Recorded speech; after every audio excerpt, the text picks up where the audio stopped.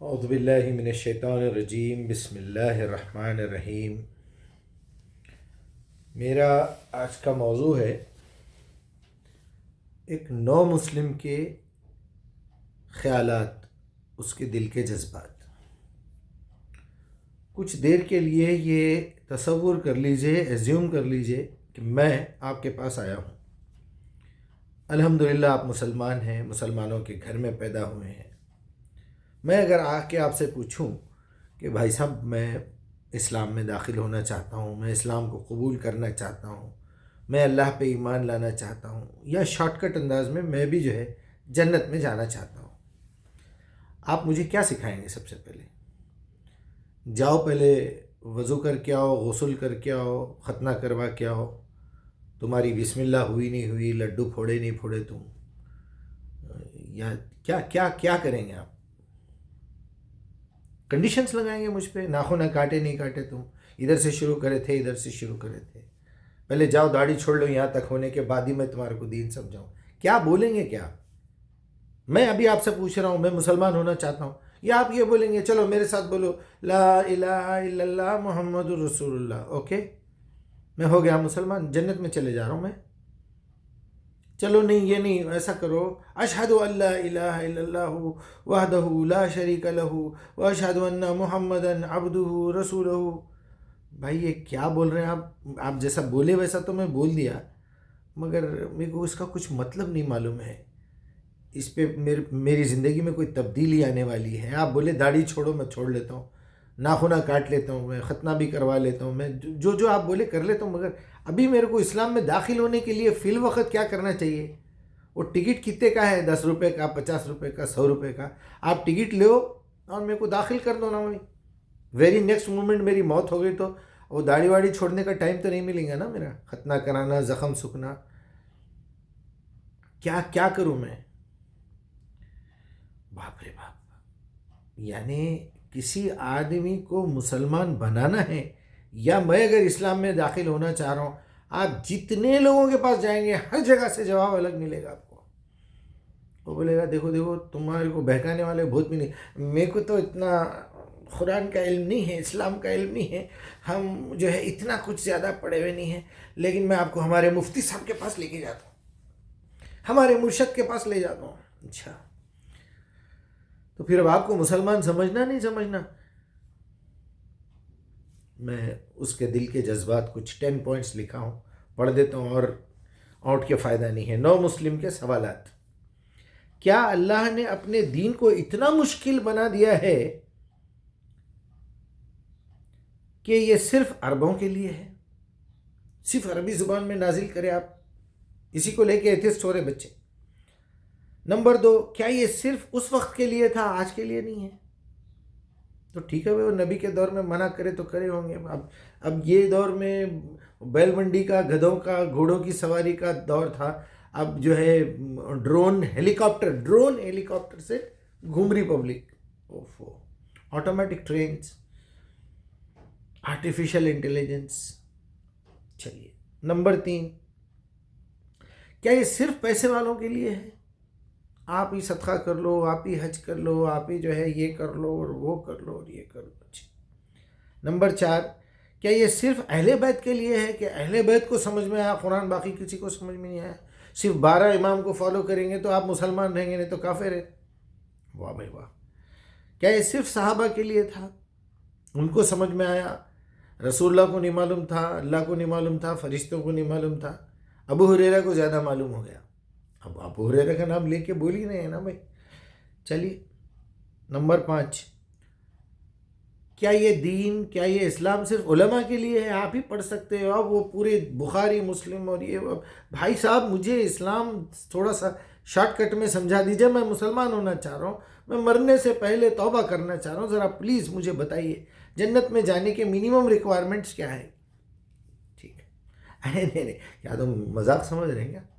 ہم زندگی لگا دیے میاں، 6 8 سال، 12 سال مدرسوں میں پڑھے ہوئے، صحابہ کی اتنی ضرورت نہیں ہوئی پڑھنے کی، ہم لوگ جتنا پڑھے، کیا سمجھ رہے ہیں تم؟ نعوذ باللہ۔ ہاں، کیا یہ صرف علماء کا کام ہے؟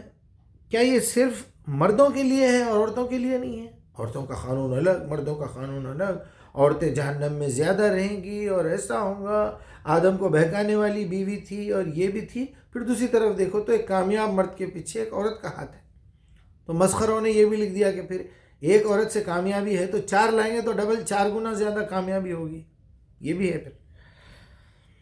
اچھا جناب،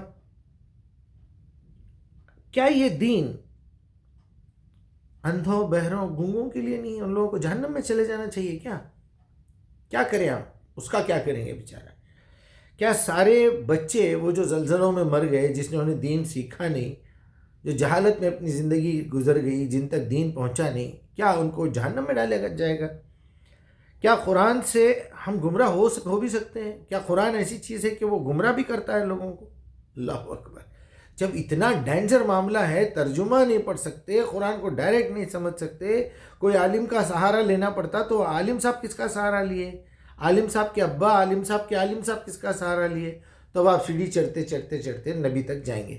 جب نبی تک جا رہے ہیں، سیڑھی ایک ہی ہے، نبی ایک ہی ہے، کتاب ایک ہی ہے، اللہ ایک ہی ہے، آخرت کا دین بھی ایک ہی ہے، تو پھر آپ لوگوں کی سیڑھی ہر جگہ دوسرے بنگلے پہ لے جا رہی نا؟ پھر قادری، چشتی، نقشبندی، سہروردی، شیعہ، سنی، بریلوی، دیوبندی، اہل حدیث، اہل قرآن، قادیانی، یہ ایک سیڑھی آپ کو الگ الگ چھتوں پہ کیسا لے کے جا رہی ہے؟ اس کا مطلب سب کی سیڑھی الگ الگ ہے۔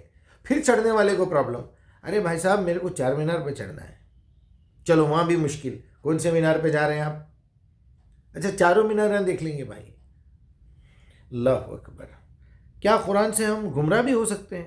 آخری اور 10واں پوائنٹ، کیا محمد الرسول اللہ کی تعلیمات اتنی خراب اور اتنی گمراہ ہیں، نعوذ باللہ، کہ آج ساری کی ساری امت لعنتی ہے، ساری کی ساری امت، اکثریت پسماندگی میں جو ہے یہ شکار ہوئی ہوئی ہے، گمراہ ہیں، گناہوں کی بھرمار ہے، مسلمانوں میں بھرمار ہے، آخری درجے کی جاہل قوم اس وقت مسلمان ہے، کروڑوں اربوں روپیہ پڑا ہوا ہے، لیکن ایک دوسرے کی مدد نہیں کرتے، پیسے کے اتنے لالچی ہو گئے ہیں کہ اس کو وظیفے مل رہے ہیں، لاکھ لاکھ، 1.5 لاکھ ریال، ڈالرز میں پیسے مل رہے ہیں، روپیوں میں پیسے کما رہا۔ پاکستان میں کروڑپتی لوگ موجود ہیں، لیکن آپ جہاں ڈونیٹ کی بات آئے، جو غریبوں کی مدد کرنا ہے، جہاں اللہ تعالیٰ نے بار بار گناہوں کا کفارہ بتایا ہے، وہ مما رزقناہم ينفقون، ہدایت کا انحصار اس بات کے اوپر ہے،